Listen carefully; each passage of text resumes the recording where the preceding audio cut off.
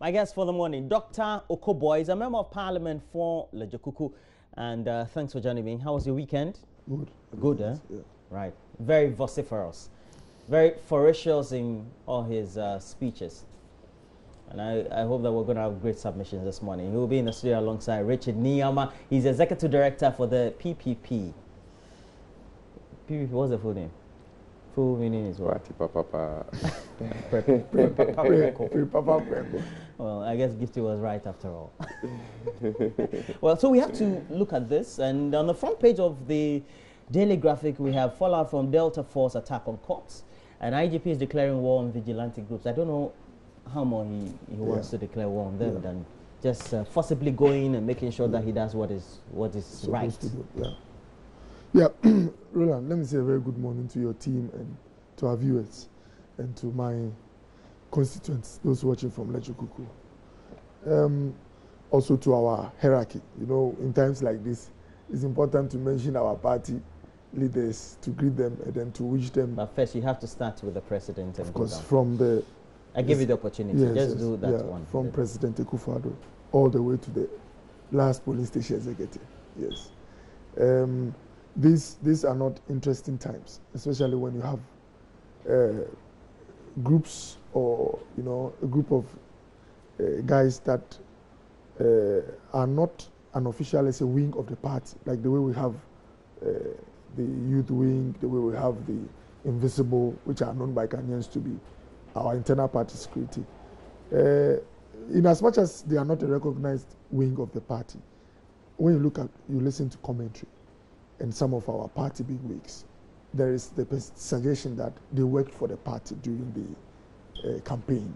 They worked with us. Let me put it like that. And so I will not totally distance ourselves as a party from them. And I would like to mention that the acts that they've been engaged in, very condemnable. We all accept that it's shameful if you are part of this party who believe that in our DNA we don't have violence, but we believe in the rule of law. When you see acts like this that are attached to us, it becomes very, very worrying. But I think there is some opportunity to resolve the matter.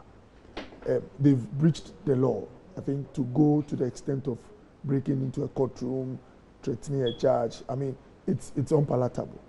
And it is only our hope that statements that came from the IGP would not be mere talk, but would be worked on. But Roland, you see, it can be managed not only from the strict institutional angle, which is the police, the judiciary, the law should take its course. Once they are members of the society and they have people who supposedly manage them during a particular era, there is the chance for them to be managed or talked to even right now. So I want to also mention the political bit. When I say the political bit, once they are known to some politicians or party bigwigs, I believe that they also ought to be talked to. You see, going strictly by the law can give you some results. But for you to get long-lasting results, they ought to be talked to also when it comes to the political angle. I always give an example of my constituency. I mean, there were gentlemen who worked with us through the rain, through the risk and everything. Most of them were unemployed or are unemployed. And after the victory, some of them go like, "Doctor, what is happening? We want a job." And I always try to talk to them that, look, it's not like the jobs were there and they were not given out by the erstwhile government. We have come. We will take some time to cook the jobs, in quote, as in to create jobs, so that we can let you have the jobs. There might be 1 or 2 jobs which are available right now because of some exits, which were legal or whatever. But the management process, talking to them, calmed a lot of nerves. I received a call the day before a letter came from the local government ministry that all MCs should proceed on leave. I received a call just the day before from some of our party guys who work with us through the thick and thin. They said, "Doctor, how come the MC is still there? Their party people are still the ones collecting the tolls. Their party people are still the ones doing the security. We need to go and chase the man out." And I told them, look, this man is aware that power is not in their hands. Just a letter and he will pack and go without you using violence. And just the next day, the letter came, and they called me and said, "Oh, doctor, you said it." So I've been assuring them that because an MC has not arrived, they should be calm. Things should be put in order. So Roland, we need to engage them. That is not to give legitimacy to their actions, but that is to admit that the issue can be handled not only from the strict institutional angle, but also from the political angle. So it is sad. It is our hope that those who ought to talk. I was talking to my guys in my constituency. The constituency chairman, whoever they work with, must get they must get on board, you know, so that we stop some of these things as early as possible. Well, Roland, good morning. Let me wish you a happy New Year since I haven't seen you. Yes, we have not met this year. Yes. Happy New Year to you too. Oh, thank you. And let me also say a very good morning to everyone out there, especially the progressives who are watching. I'm not surprised at what is happening. In fact, some of us had preempted some of these things happening. But of course, it always turned into politics. And even today, the solutions that are being suggested are still political, which I think would not work in the long run. It may give temporary solutions, but in the long run... Which solutions are those? Well, for example, Dr. Okoboye has suggested that it is not only the institutional framework that can solve the problem, but they also need to be talked to politically. And in his submission, he has suggested that, even the people who were collecting tolls were NDC people. So the suggestion is that now the MPP people feel that because they have come, they would have to be the ones collecting the tolls. Now the question should be, should we put competent people in charge of civil, service, or should we put political people in charge of civil service? Should the person be sacked simply because he was put there by a previous government, so that the new government will put their people there? You understand? What's your position? I'll just arrive at my position. We from the PPP, we have always said, let's put competence first. So that is my position, obviously. But the point I'm trying to drum home is that over the years, we have built a culture that we need to unwrite that culture and remove it from our midst, because it is not helping us. It is totally creating confusion, because if our supporters have the view and the opinion that so long as their party is in government, whoever is doing any kind of job must give way for them to come and take charge of that job, then it means we are in trouble. Okay? My view is that if a new government comes, and if for any reason the old government has put its people in some places, can't we create other avenue and put our people there? Must we go and remove them before we put new people there? Then if you go and remove them and put new people there, you haven't solved the problem. Because if X number of people are unemployed and you come and you have to go and remove X number of people before you come and put your own X there, we have not solved the problem. And so that's why I came from the angle that we are even preferring political solutions, which I believe will not be in the interest of the state in the long run. Now, this Delta Force, vigilante groups, there's so much confusion. We have the Minister of Defense, we have the Minister of Security, we have the Minister of Interior. They are all able-bodied, competent people who have been put there in the words of the president. Why are we still having this problem? Okay, these are some of the reasons why, from time since the formation of the PPP, we have always advocated for an independent prosecutor, different from the Attorney General, who is part of the government machinery. Because some of these things, they border on human feelings that merge into political, substances that cannot be dealt with, so long as the prosecuting authority ultimately answers to the Attorney General, who is also part of cabinet and a politician. Okay, so today we are talking of vigilante groups who have not only broken the law, but have gone to the extent of even disrespecting a court, threatening a judge, and sacking, certain people free who are supposed to go on remand. I don't see this happening in any serious country where laws are supposed to work. But as usual, we are unable to deal with it because, you see, the police, they are in a dilemma. They are unable to act decisively as they are supposed to act because they don't know what is going on, and they want a signal from the president. Okay, if I tell you they don't know what is going on, let me give you an example. These people, the party chairman himself has said, the people are protecting national property. That is a signal to the police. Then some MPs and people who matter in the ruling government are saying, but these people, you can't deal with them anyhow. They are our people. We brought them, and you can't go and deal with them anyhow you want. And the president is silent. Now, if you are the IGP, how would you act? Because your job is on the line. You go and act and you affect the sensibility of the president, you could be in trouble. Here is the case. The president is also openly quiet on the matter, and you don't know the direction to take, whether to act forcefully and deal with the matter or to stay away from politics and protect your job. And so even the solutions that are coming out, in my view, are political solutions, and they are not helping us. You see, we elect leaders because of times like this. We elect leaders to come and solve national problems. This is a very huge national problem. It didn't start today. It didn't start today, I must admit. Roland, it started even, in the days of Prof. Samuels, when they came and then they said, we have been in opposition for a long time. We need to go and seize toilets and so on and so forth to be able to make money. And we didn't deal with it. And it has come back again. So the same cycle, if we don't deal with it decisively and deal with the issue of, political interference in public services, it is always going to come up every other time. Well, before then, the early part of the 2000s, during the Kufuor administration. Yeah. So well, let me a few responses. I think first of all, he has to be fair to me.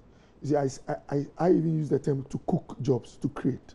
So I admitted that we need time to create jobs for them, which is an indirect way of saying that it is not too intelligent to remove those who are alleged to be NDC and bring your guys. Then two, it is not fair to the office of the president to say that he's been openly silent.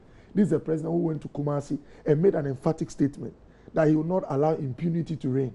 Because when impunity reigns, peace becomes an endangered species. We will all be in trouble.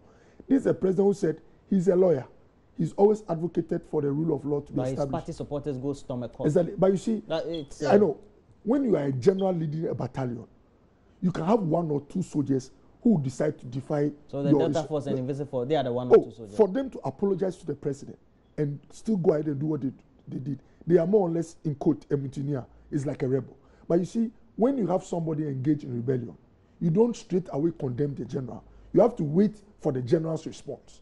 You see, the Ministry of Interior, together with the defense, they all made a press conference and said this gentleman will be dealt with according to the law. And they even gave an instruction that if you think you belong to us, surrender yourselves. This is a president who is not endorsing these actions, but condemning them and going beyond condemnation to ensure that they are dealt with by the law. But I brought in the political aspect to say that in managing a conflict, the law can be very efficient, but dialogue can help the efficiency to be established. That is also very, very important. It's like having somebody belonging to the people. An important aspect is that for all conflict, especially even the most of dangerous conflict situations, you always have to engage. Exactly. Engagement is critical. Yes. So, and we're not in a conflict situation, but we're putting in the indicators which ultimately, if we leave unattended to, could lead to such like, and you still need to engage. And I'm sure it's what you're talking about. Yes, engagement. It's a quick example. We've had doctors, because I practice, so I give that. You've had doctors who've engage in acts that led them to trouble, maybe to kill a patient or something. They are sometimes dealt with by a disciplinary committee and even sanctioned or punished. But there are others who engage them to let them know that we know you mean well. Although we are taking you through this, all hope is not lost. It's part of the process to let a fellow know that. That's why I say we have to talk to this. They work with us, it's true. But the fact that you invested. But is it not dangerous that I've been told that at least for each constituency they seem to have chapters? Is it true? No. You see, like I said, when you talk about invisible forces, it's a name given to our internal parties created. This Delta Force, I don't know the circumstances. So each constituency, by what numbers would they be? Rather, what we have can you give me, for example, Lejo Kuku? Can you give me, let's say, Invincible or Delta Force? We don't have Delta Force. No, we're not saying they are legal, though, because even the Minister for Roland, National Roland, Security Roland, says that they are not legal. What I can just say is that as part of the party structure. But you've done campaigning. Oh, yes. So I'm asking you this morning, whether, what raw figures can you summarily say the chapters in your constituency are? We have 210 polling stations. Yes, sir. Even as part how many of them did you use to guard each of the polling stations? If you say to guard, it's like a paramilitary. Within the party, just as I have agents, I have those who write, those who record, statisticians. I also have those who help my gentlemen so that they are not intimidated. How many of them? I'm asking you. You said 210. 10. How many? So let me take it to each of the police station has one. Yeah. So that's 210 for Legio Kuku. Yeah. And I know Ashanti is going to have more. Roland, so each of them, if they're supposed to hold allegiance to their informal grouping, you multiply that by 275 constituencies. Do you know that your numbers could even be half of the Ghana Police Service? I know. What we are trying to also intimate is that let's take them out. In the party, we have nobody. We go into elections. I'm a leader.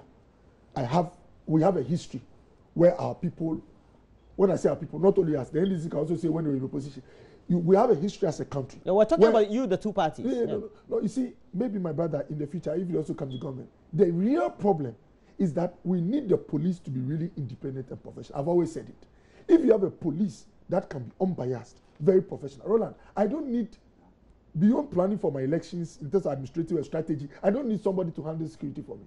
But you see, it's an institutional problem that we all must look at. When the IGP by the Constitution is sort of appointed by the president, that itself is a flaw. So you are saying that you, the politicians themselves, you render the Ghana Police Service that you want to be professional. But the Constitution is not the politician. It is a framework that we. But the politician has a certain conscious mind and can decide to do what is right. When they were drafting, whether the Constitution mandates it to do right or not. Some are entrenched. You are a citizen, not a spectator. We should all lead the campaign. I've said it. We are in government. But I've said it that the only way an IGP can act without looking over his shoulders over the years. If he has a security of tenure. Exactly. Because now he's appointed by, and that is why, look at what happened to our then candidate, President Akufo-Addo, where you had people pelting stones into his house and all that. So are you saying that the president, Nana Addo Dankwa Akufo-Addo, has learned some lessons from that? You could have, then he should make steps and start changing the content of the Constitution. Exactly. All these, we'll look at all these reviews. Are you sure about that? But what about the MC? You could be quoted in the media news said the MMDs, that you said that. The MMDs. I'm not saying he said so, but if he's taking steps to make sure that the CEO of the municipality is independent, is voted for, and not chosen by himself, he's letting some power go. You should trust such a president to also look at reforms for. But if we're going to have fresh charges and even more charges against these members of the groups, then it means that at least the IGP and the Ghana Police Service want to do something right. What about the president? At all? Roland, the president. Roland, you see, when we are talking about some of these things, we should look at the nuances and the surrounding circumstances, okay? In a situation like this, with all due respect to the IGP, you don't allow the matter to be even dealt with in Kumasi. We all know what happens there. The people who live in Kumasi, ask them. They have their own, I don't get you. You say you should be dealt with. If the state, which has a jurisdiction outside the. This is a crime. It can be tried by any high court. The IGP, if he wanted to take serious action against these people, should have transferred this matter from Ashanti region to Greater Accra by now. Knowing that we don't have invisible. Imagine they were NDC people. Knowing that we don't have. Is it what Delta forces? Imagine they were NDC people. Is it Delta Imagine what would have happened to them. Meaning that we don't they have. Would have been transferred to the BNI by now. Imagine they were NDC people. They would have been transferred to the BNI by now. I'm telling you that the IGP is afraid to take concrete steps because he doesn't know the political direction of where this thing is going, and that's why he's quiet. You see, if the president wants, the IGP is afraid. If the president wants, you are saying the IGP is afraid. Oh yes. If the president, are you saying the IGP is afraid? I've said that.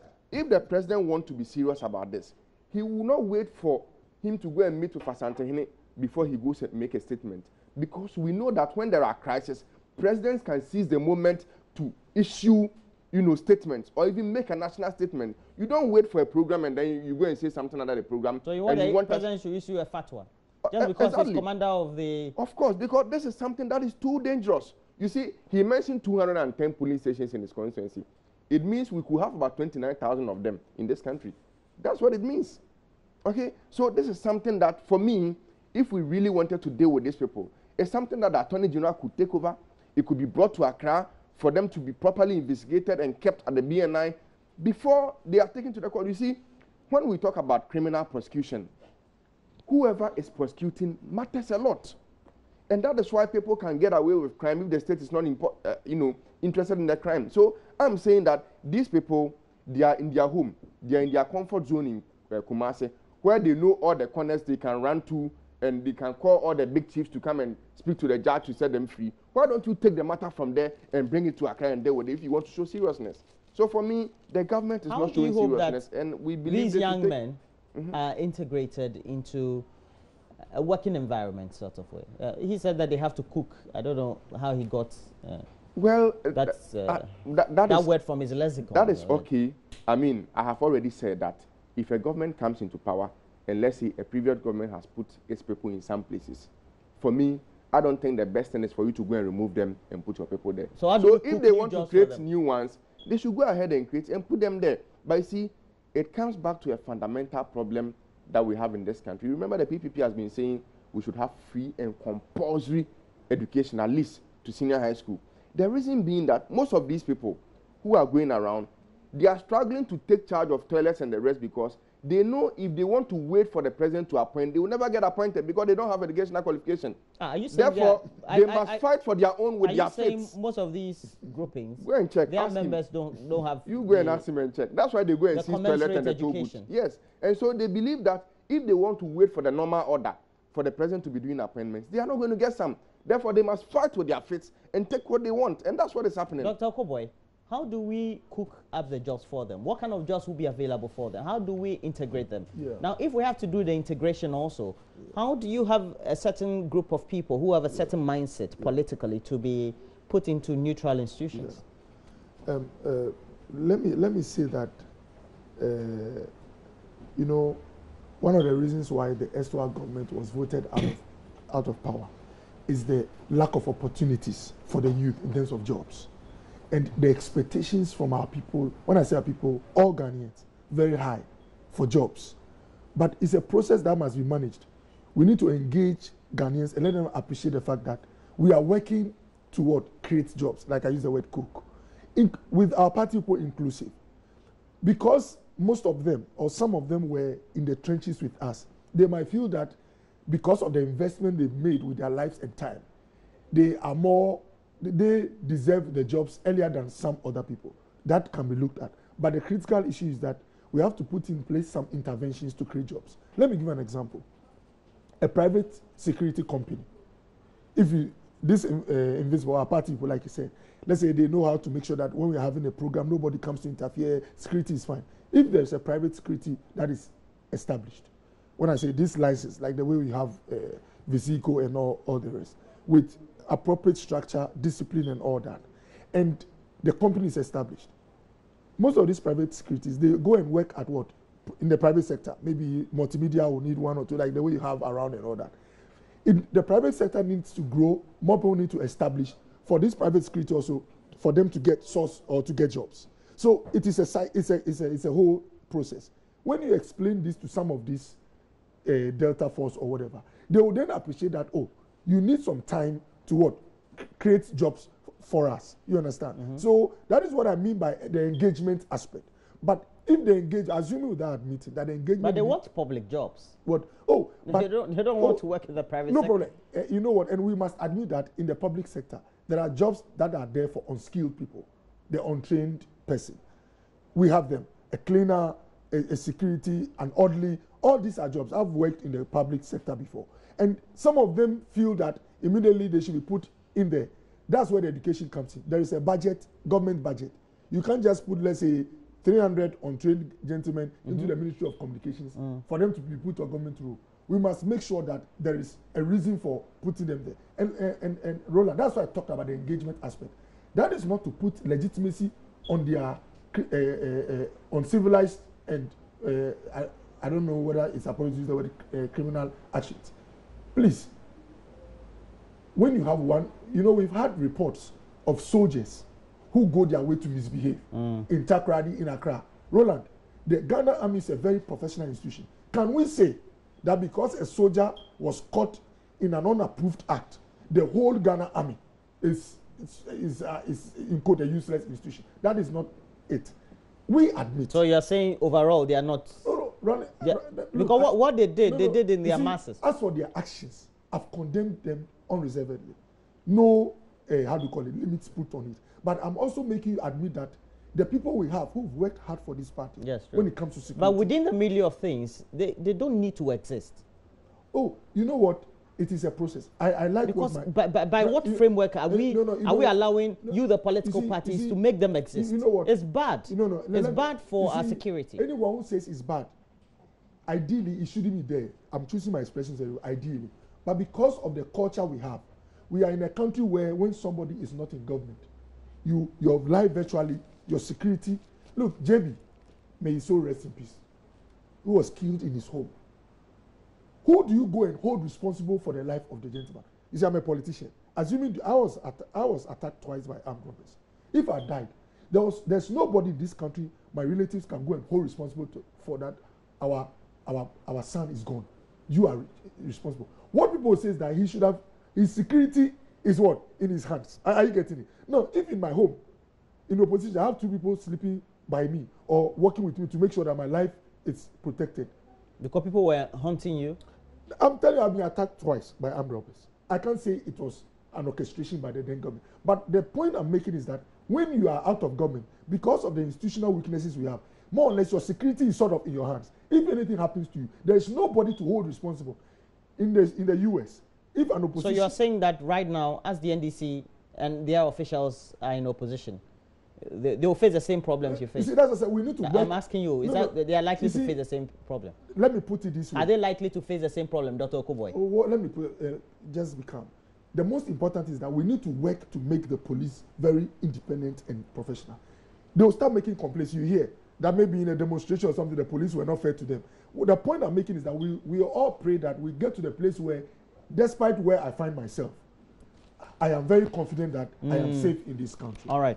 So let's move to the subject of freezing small-scale mining. And apparently, the Ochihini himself has waded into the controversy. The story is featured in the Daily Graphic. But we know that Galamsey has become a nuisance to our environment, especially in communities in which we have this and people can't do anything about it. Their waters are being polluted, etc. It's a deep concern for the PPP as well, just like for all the parties, even the MPP, the NDC, everybody else.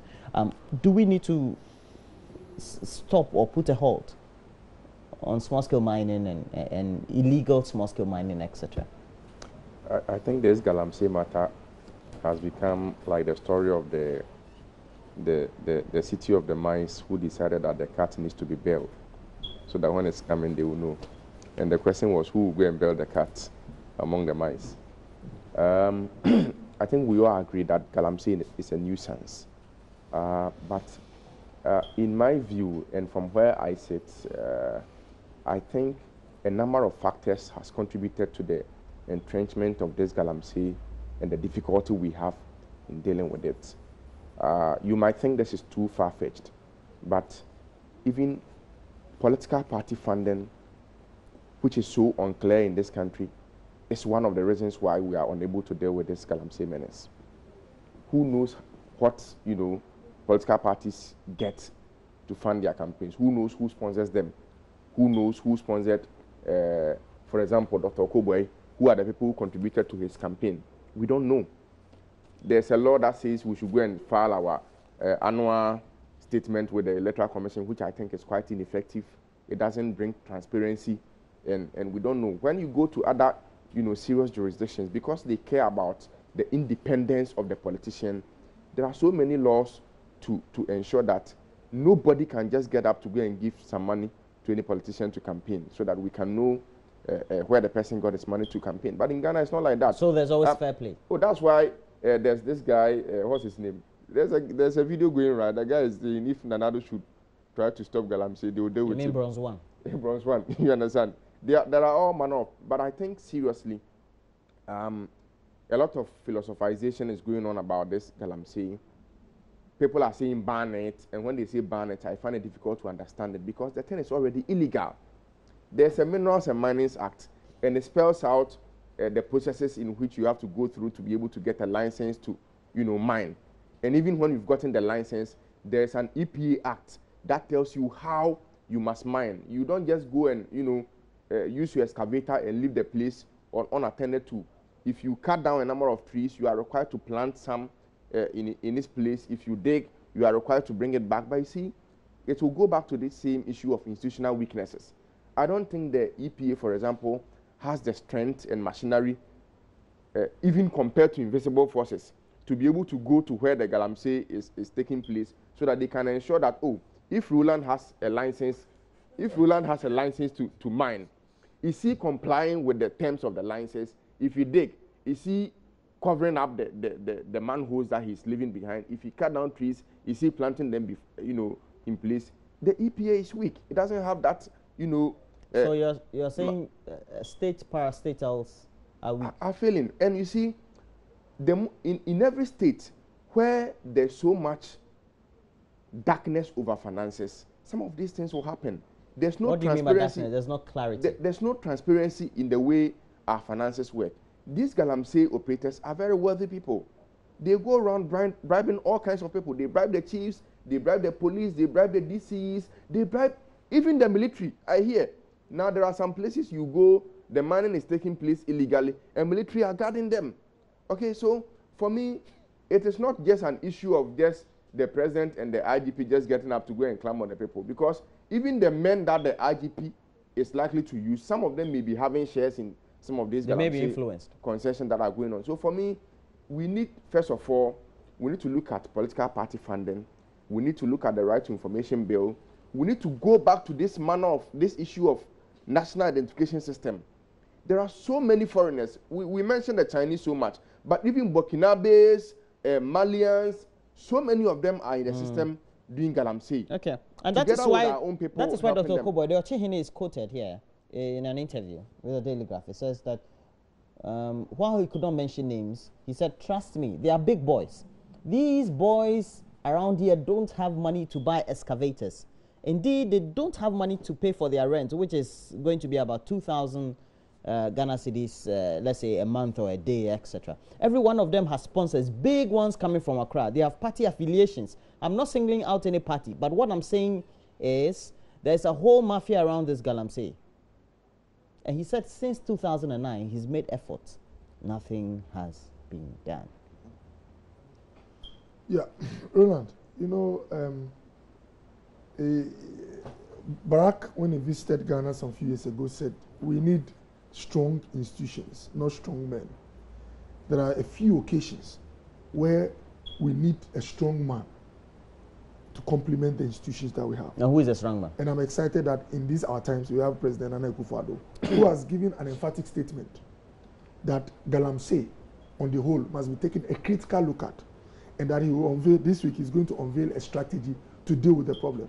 You know what? He didn't say let it go or ban it, but said a strategy, because any issue that is complex must be dealt with in a very complex also manner, and in a way that will ensure that all the ramifications are looked at. Roland, you know what? I worked in Chebi for some years. I know the consequences of Galamsey in many fields. When you look at the health aspect, the environmental aspect, the economic aspect, even the mental aspect. Galamsey is a critical example of an industry that gives immediate rewards today and has a lot of negatives in the near future, not even the distant future. In just a few years, there will be nothing to get from Galamsey, but there will be so many problems that will last for many generations. You know what? There are resources that are recyclable. As a critical example is cocoa. Cocoa, when you have the tree there for 10 years, you can replant it. And you always get money or foreign exchange as a country from cocoa. It will also affect the lives of the people positively. But Galamsey, it's limited. The gold we are trying to extract. Now, you know what? It's true.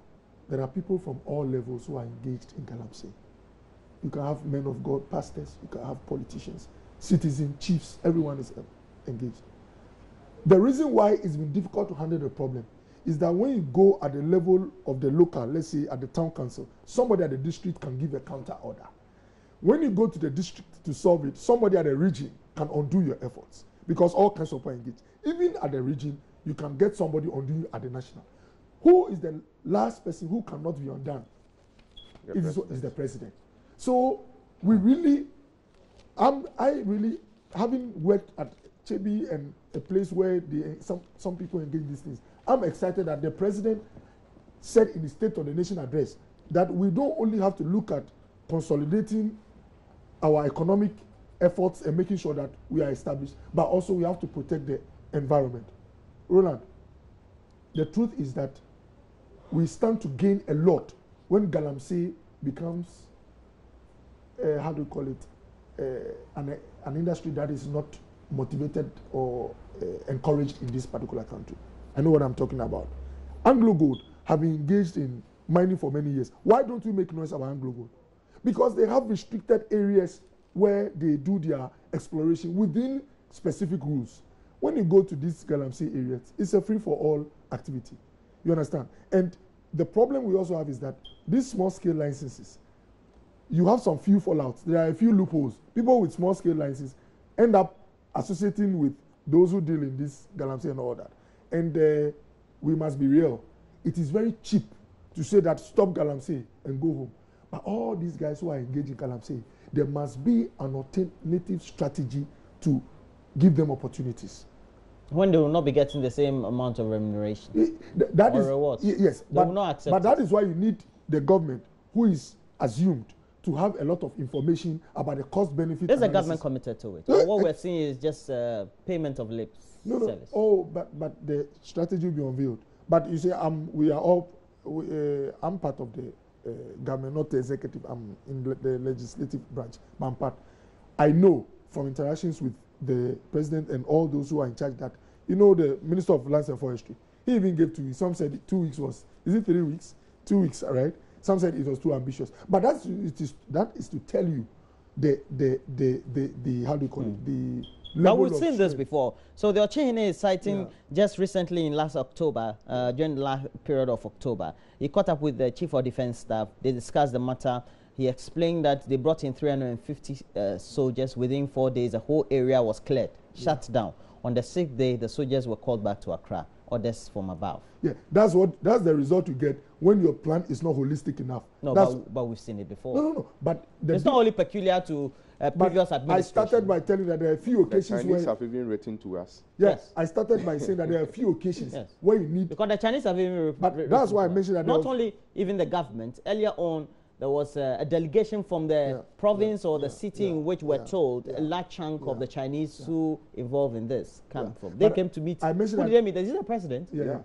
But then we came to have audience with the president. But you mentioned the essence of dialogue. Even if there are people. Yes, engagement is critical. Stakeholder engagement is important. And you know what? That's why I said there are a few occasions. As a communication person, I believe stakeholder engagement is critical. Excellent. Me too. That's why I said there are a few occasions where needing a strong man, someone with strong commitment. The president has shown strong commitment. It will not be business as usual. And let me add this. Rwanda, the president, Paul Kagame, said he's not going to allow rubber to be tolerated in their city and elsewhere because of the carnage it was bringing to them. And as I speak to you, when you go to Rwanda, rubber is a scarce commodity. Whatever you get, the package is in paper. It is possible when you have a commitment that is unequivocal and very firm. And that is what we are getting from President Nana Akufo-Addo. Galamsey is in trouble. It will become an endangered species in the shortest possible time. I love the way you speak. Yeah. You work at the Flagstaff House now? Or you say you are part of the legislature, so you're part of the three arms. The next list of appointments that will come, he will be in. But at the end of the period, we need to have an insight on this. Now, we need to have proper engagement of those who are involved. And then the communities, because they are gaining something from it, because they know these are our lands, we have these rich resources, and we need to benefit. How do we compensate them for that? You see, I find it difficult when people always talk of compensation in this country because it always ends up. If I say compensation, not monetary, how? It always ends up in the wrong hands. Yes, what remedial measures do we have for this? Anyway, I'm not saying we should pay them something. All right, I get you. But you see, these people engage in the galamsey. For me, I would agree with Dr. Okoboy when he says there needs to be a strategy which the president is working on, and we hope that is actually going to work. Because you can't just say it's because they don't have jobs, that's why they are doing galamsey. The guy doing the galamsey is probably earning about 50,000 Ghana cedis in a day or two. What kind of job are you going to give him that will compensate him enough for him to leave that job to come and say, I'm going to become a newscaster or a host like you? I mean, how many years do you need to work to get that kind of money that they get? There are certain monies that they mention, and I keep hearing and I see. You understand? I'm going to work the whole of my life if I keep working the way I'm working. You understand? So for me, the point is that the state needs to be very firm on them. These people, if you want to deal with them, you need to use force. Okay? The Ochema mentioned the example of the October event where they brought 300 soldiers and the place was cleared. You don't just send the soldiers there to clear the place, but you need to keep them there continuously for a number of years. You also need to find a way of reintegrating the people back into society. There are some of them, I agree with you on the engagement. There are some of them who have made a lot of money out of it, that if they are guided properly, they could invest it into other ventures and even become entrepreneurs. Perhaps they don't know they can do that. If you engage with them and you take them through some rehabilitation process, then you can get them to invest into other sectors of the economy. Because today, we hear that even cocoa farmers are selling their cocoa farm to, galamsey. Because beneath the farms, there is gold. So they will sell the cocoa, because the cocoa will take about... True? Oh yes, it's happening. There's been a lot of media reports on that. They will sell the cocoa to some people, they will come and cut down the cocoa trees, then they dig, and then when they finish, they destroy the environment and leave it there. I always want to compare a place like, okay, Obuasi is not a good example because much of galamsey is not happening there. But you see, when we had the oil, a lot of people were so excited. On a large scale because Anglo Gold will not allow it. Exactly. But you see, one of the mining is not a bad thing entirely. The point I'm trying to make is, if you want to compare, let's say, cities, you can compare Johannesburg to Obuasi. But today, go to Obuasi and look at the conditions there and see if you can compare to Johannesburg. But the two cities are all mining cities. You understand? That we should have benefited something from. But over the years, we've had leadership failure, not only from the politicians, but even from the chiefs. That's why when you mentioned compensation, I wasn't happy about it, because they've been paying royalties and so on and so forth to them. What has happened to them? So everything we gain from the mineral resources and the natural resources we have in this country, it either goes into people's personal pockets, and then the state doesn't benefit from it, and then we live the way we are living. And so for me, I think that we need to use force to stop this galamsey. Any other thing is a secondary matter. Whether we are going to rehabilitate them, help them to set up different industries, and so on and so forth, those ones must be secondary matters. For now, they are destroying the water bodies, they are destroying the forests, they are destroying our farms, they are even destroying the society, because you go to the places where these galamsey operations are taking place, and you find out that there's so much teenage pregnancy, there's so much, social vices in those communities. People deliberately kill each other because they have this, perception that if we kill somebody in the pit, the good will come more, and so on and so forth. So for me, it's something that must be dealt with. Galamsey is already illegal. There's nothing about banning it or not. We just need to put our forces in place to go and deal with it. The only problem I foresee now is that we have allowed the problem to exist for a very long time, and people have bought interest into it. And so now there are police officers who are part of the galamsey. There are military men who are part of it. The chiefs are comfortable selling their lands over there. And it has even lifted the problem to another level. So if the president wants to work on it, for me, he has a bigger work to do. But that is why we elect leaders. We elect leaders to come and solve problems. So if President Nana Addo is today, through Dr. Okoboy, telling me that there's a strategy to deal with it, we are saying that that strategy must be put in place with so much seriousness and so much force. Is there a strategy? Yeah, there's a strategy. That's what he said. That will be unveiled this week. Well, let me say it will be unveiled this week. Yes. Let me say that, in Mexico, one of the biggest challenges they've had is that with the drug cartels, cocaine. You know, one of the programs they've had to get those who grow the coca plant to move away is to grow coffee instead. You know, and you see, coffee also has rewards, but the rewards are not as immense as that in You don't want to tell me they're succeeding there? No, no. Oh, you see... Are you telling me they're succeeding? No, no, it's not magic. Okay. And you see, like my brother said, it's when you have problems that are very complex, the approach is always multifaceted. You are trying to use programs to get to those who are willing to get out of the growing. You're also using the police and the army to deal with the cartels out because of their violence. The government is also trying to look at corruption within. You know, there are a lot of angles to it. So I do concede it's true. We've all agreed that the ramifications are so huge that something must be done about them. And that's why I say that because at different levels, there are various levels of compromise. We just must be, how do you call it, hope that at the very top, the commitment is unwavering. And you know what, let me go to these alternatives. You know, people invest in Galamsey, it's true. But they cannot look their rewards at our expense as a community. And ask yourself, you know there's no place to go apart from this world. Even if you move to Nigeria, you are on the earth. When you are involved, engaged in Galamsey, you will get money. What are you going to use the money for? You need to feed, you need to eat to live. You need to drink water. These are the very things that will keep you alive. What is the worth of all your wealth when the very environment that will sustain you is going to kill you? So these are some of the strong messages. And you know what? The one who is very hungry for cash is blind to consequences. It takes the leader to remind him that the consequences are so much that we can't look at only your interest. So you are engaging, you are firm at the same time, you are applying force where it's necessary, and you are making sure your policies are right. Ghanaians will get the right policies under this government. That's not to say Estua was wrong, but we'll be firm. Well, now we know the issues that have been dominating the discussion platforms have been about the Ameri deal also being a rip-off. But also we know that in Parliament, we had your colleague formally writing a letter to the Speaker. He wrote a letter to the Speaker? Yes. Mahama Yariga? Yeah, yeah. In fact, he read the letter of apology on the floor. And let me say that Parliament is an important institution, just as the... You're on recess now? Yes. Very important institution, just as the executive, just as the judiciary, just as the fourth estate, the media. All institutions that play a role in the forward march of this country. We're not recognized, are we? Yeah. You are recognized. Yeah. There are places you guys enter before we even come. It's not true.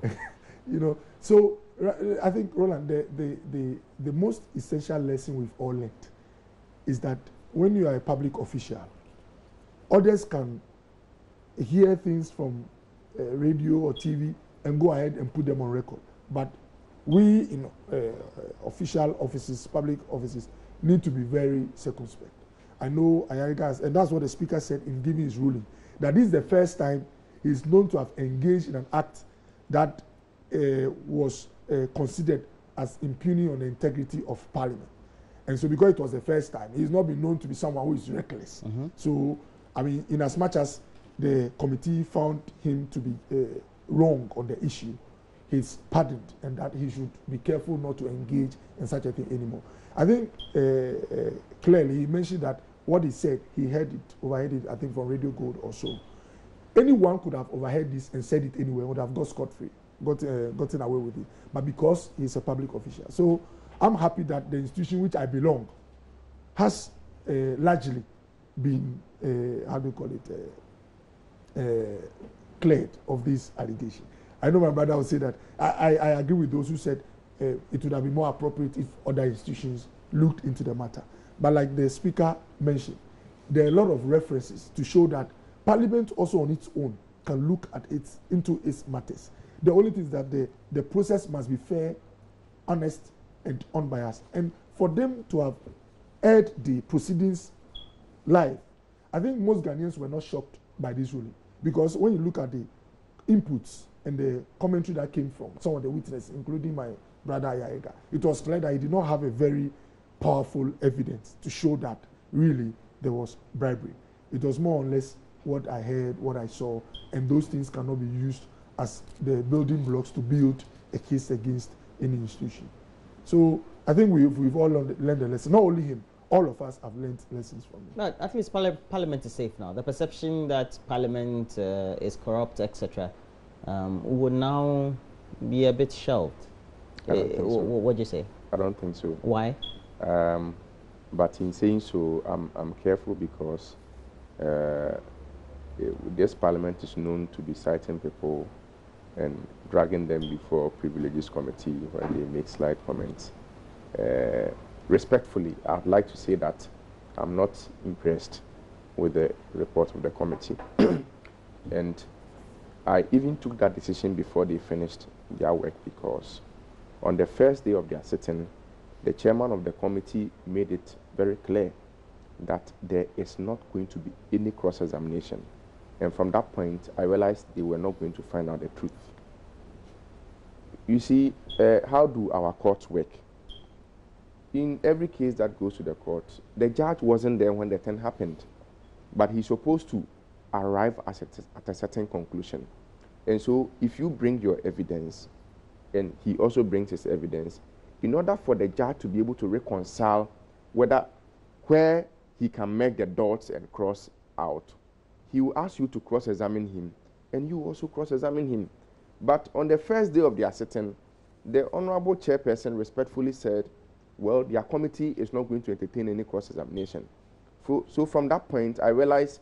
So you stopped watching? I stopped watching. I realized they are not going to do any serious job, respectfully. I'm saying so because... And then the outcome was... And the outcome was that they didn't find any what evidence. And even Ayariga himself said... And the outcome was what you thought was unserious. But Ayariga himself said, but you people, you didn't even allow us to cross-examine each other. Because if I come and just tell my story, and you don't come and ask me serious questions logically to confront my story, anybody at all can believe in my story. But maybe when you subject my story to serious scrutiny and you ask a series of questions and I'm unable to give logical answers, then you can find out whether my story is true or not. But in this case, the committee decided that, well, we are going to just listen to you. Then they decided, I thought that for the sake of transparency and for their credibility and for Ghanaians to believe them, they should even have made the video footage public. Which video footage are you talking about? Oh, the video footage about in the conference, I mean in the chamber where Ayariga is supposed to have received the envelope from Muntaka. Is that what he said? But they went to examine video footages. And you mean the CCTV footage that was cited by Okudzeto Abraham? Exactly. And they said they were not going to make it public. So for me, I think people who think like me will still continue to have doubt about the credibility of Parliament, especially with respect to bribe. Because ultimately, it will come down to the fact that it's just a perception you have. Because this is not perceptions are sometimes real. This is not the first time allegations of bribe has been leveled against parliamentarians by their own members. You remember PC Apiofori. You remember Honorable Abambabin. And now Ayariga. Okay?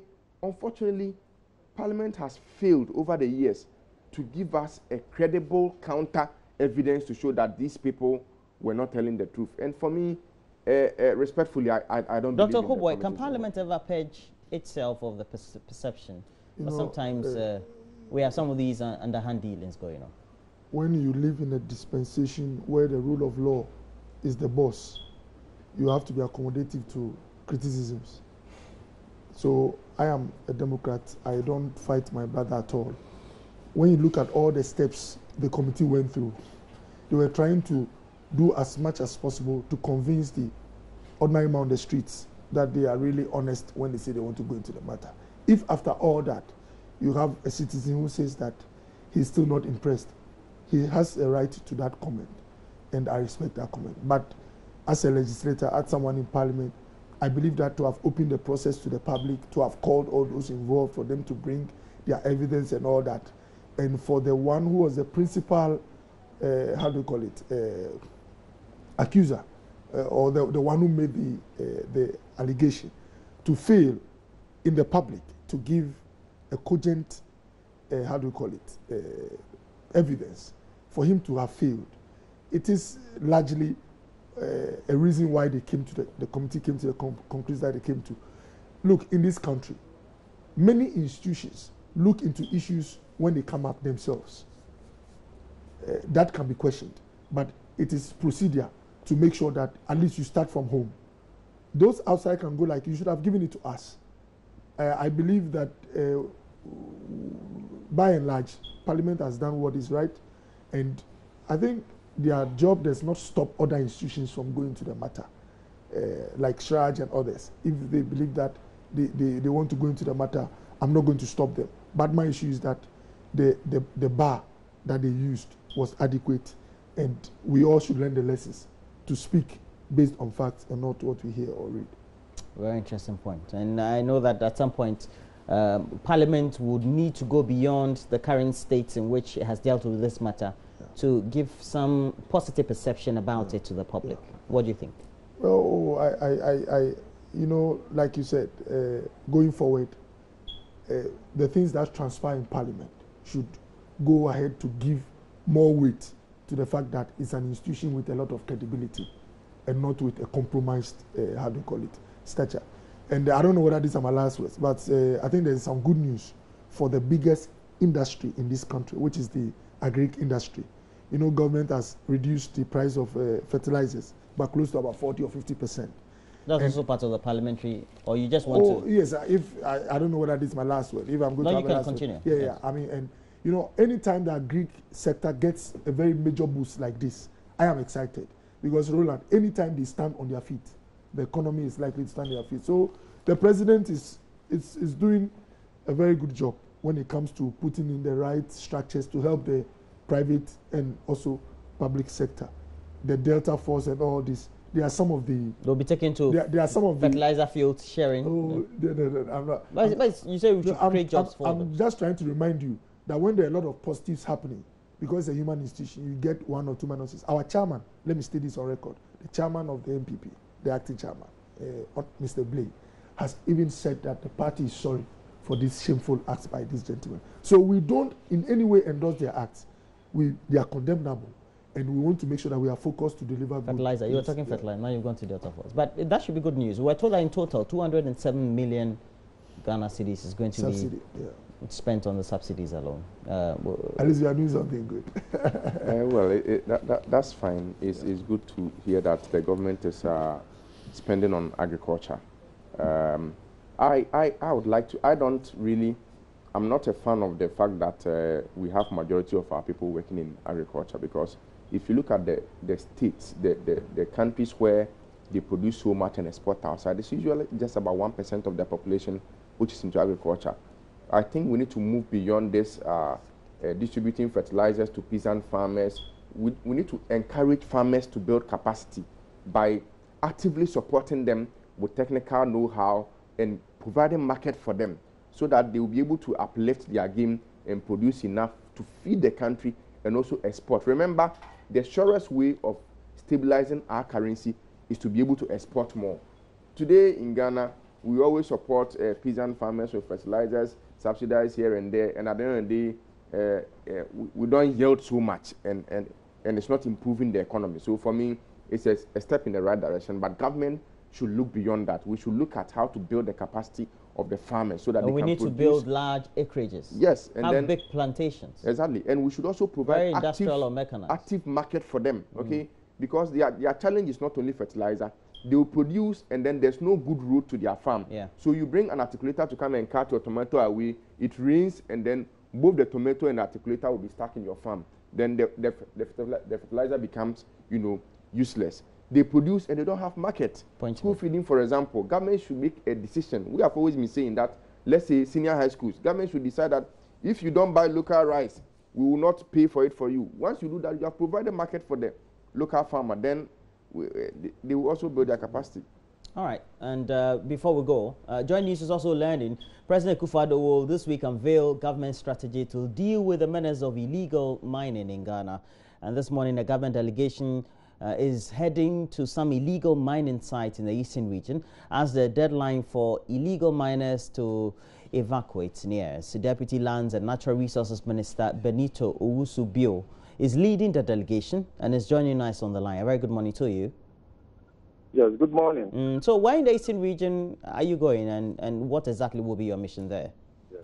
Let me make a correction. I am the Deputy Minister designate. I have not been sworn in, so it's always important that you mention that.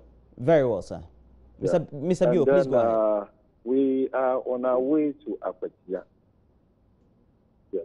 and purposely to visit the diamond mining areas in that town. You know, Ghana is a signatory to the Kimberley Process and Certification Scheme. And our last inspection was done in 10 years ago. That was in 2007. This year, to be precise, from April 17 to 22nd, the inspectorate team will be in Ghana to undertake a review of our certification. And because of that, we have to go there and ensure that the right thing is being done. In the first place, you know, the diamond trade is a bit different from the gold trade. Why? Because with the diamond, there are the miners themselves have been grouped into associations. The traders have also been grouped into an association. And then the exporters have also been grouped into an association. They have all been certified, shown how to do it well, and what the do's and the don'ts. They have also been given ID cards, and they've been trained on how they should put in their voucher books what they have obtained and what they are selling. So this is the process that we are going to inspect. Anyway, we are also concerned about the environment. So when we get there, we will look at the conditions under which they are also mining. But there is a bit of a difference in that the diamond mining does not deal with chemicals. That's the first thing. So with that, you don't have any contamination aspect with it. And also, the way diamond is, even if you are not diligent in mining it, and you just keep on just washing, you will not get anything. Because the diamonds are just some small particles that you will come across. So we are going there to see and to make sure that we are doing the right thing. But being familiar with the Kimberley process, I know that, for example, diamonds, which peculiarly, of course, with the Kimberley process, once you're a signatory, diamonds have a certain peculiarity. And so you can decide internationally to ban the purchase of diamonds from Ghana just because, if activated, you know that it's been linked to illegal mining or acquired in illegal ways or because it's destroying environment. So we can have that also tagged internationally. But for gold, would you know whether this gold is coming from Obuasi or somewhere in Chebi or etc.? And how can government use the Kimberley process in such a way that it inures to the benefit of the whole scheme of making sure we make illegal small-scale mining, or Galamsey?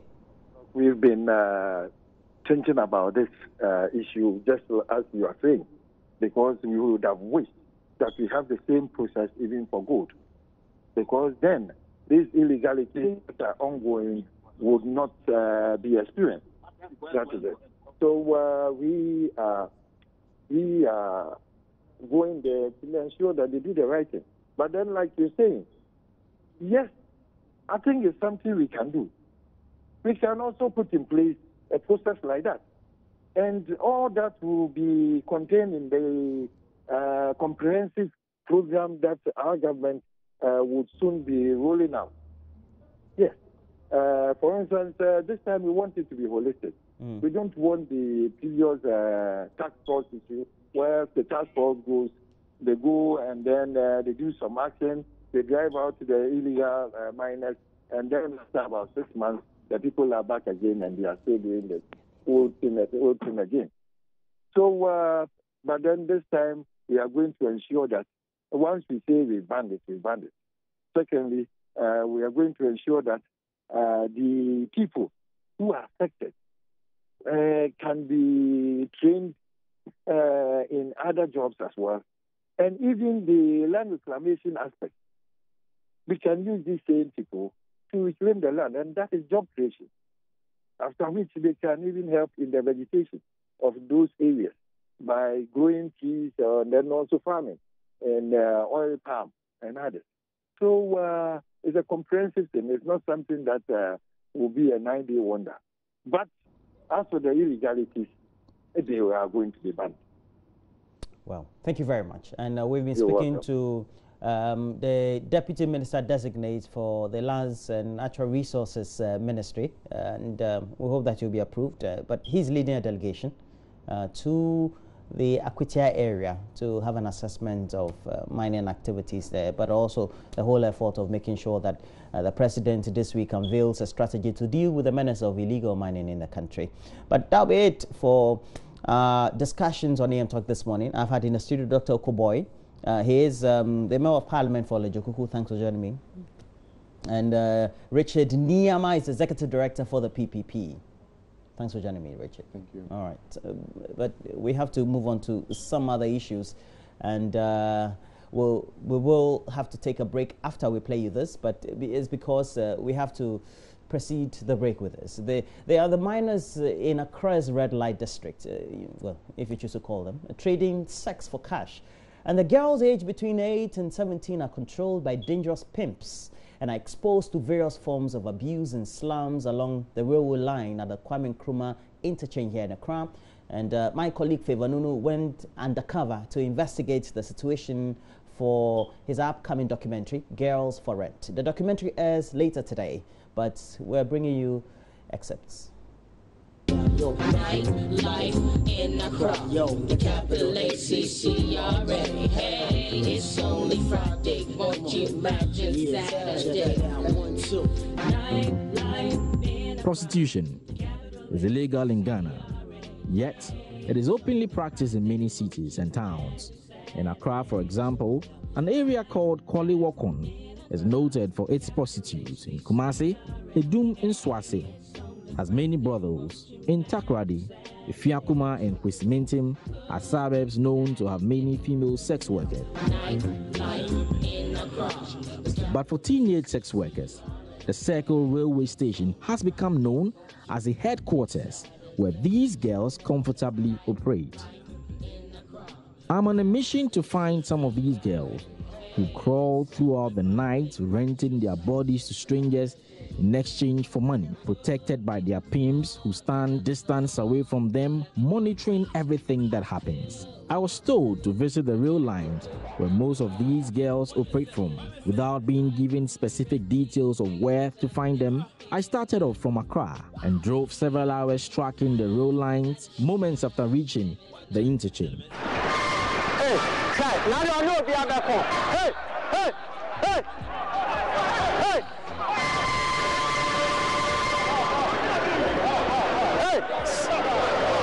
I see a group of people racing towards a point where a young man is said to be attacking a young girl in miniskirts suspected to be a child sex worker.